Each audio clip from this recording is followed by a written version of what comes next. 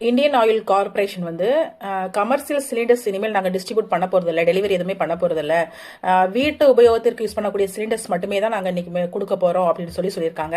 இஸ்ரேலுக்கும் ஈரானுக்கும் இடையில நடக்கக்கூடிய போர்னால நமக்கு வர வேண்டிய கேஸ் எல்பிஜியோ இல்லை பெட்ரோல் கேஸ் எதுவுமே வராததுனால நமக்கு இந்த தட்டுப்பாடு ஏற்பட்டிருக்கு. இதனால எங்களால் அந்த தொழில் நிறுவனங்களுக்கு கொடுக்கக்கூடிய சிலிண்டர்ஸ் எதுவுமே எங்களுக்கு தர முடியாது அப்படின்னு சொல்லி கவர்மெண்ட் சொல்லியிருக்காங்க.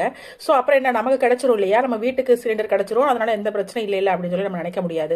ஏன்னா இங்க அந்த கமர்ஷியல் சிலிண்டர்ஸ் இல்லை அப்படின்னு சொன்னா சின்ன சின்ன ஹோட்டல்ஸ், அப்புறம் ரோட் சைடு ஃபாஸ்ட் ஃபுட் கடை அந்த மாதிரி எதுவுமே இயங்க முடியாது. ஸோ அதையே நம்பி இருக்கக்கூடிய ஹாஸ்டல்ல தங்கி படிக்கக்கூடிய பசங்களோ இல்லை வேலைக்கு போற பசங்களோ சாப்பிட்றதுக்கான தட்டுப்பாடு நிலை உருவாகும். என்ன பண்ணுவாங்கன்னா அதிகமான விலை கொடுத்து சிலிண்டரையோ இல்லை அதுக்கு மாற்றா விறகு அடுப்புகளையோ இல்லை எலக்ட்ரிக்கலோ யூஸ் பண்ண போவாங்க. ஸோ அப்போ சாப்பாட்டு விலையும் கூடும். ஸோ கம்மியான விலைக்கு கம்மியான சம்பளத்தில் வேலைக்கு போற ஒருத்தரால அதிகமான விலை கொடுத்து சாப்பாடு வாங்க வேண்டிய நிலை ஏற்படும். ஆனா அதிகமான விலை போனா கூட இப்போ அஃபோர்ட் பண்ணிடலாம் போல, இப்போ இல்லைங்கிற தட்டுப்பாடு அதிகமாயிருச்சு.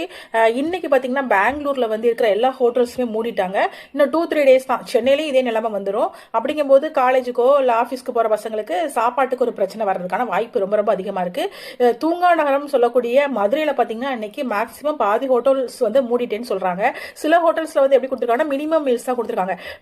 கம்மியான அளவுல நிறைய வெரைட்டிஸ் இல்லாம கொஞ்சமான அளவுல வச்சு கொடுத்துட்டு இருக்காங்க போல. இப்படியே போனா ஒரு 2-3 டேஸ் எங்களால சமாளிக்க முடியும், அதுக்கு மேல சமாளிக்க முடியாது. தமிழக அரசு அதுக்குள்ள ஏதாவது பண்ணணும்னு சொல்லியிருக்காங்க.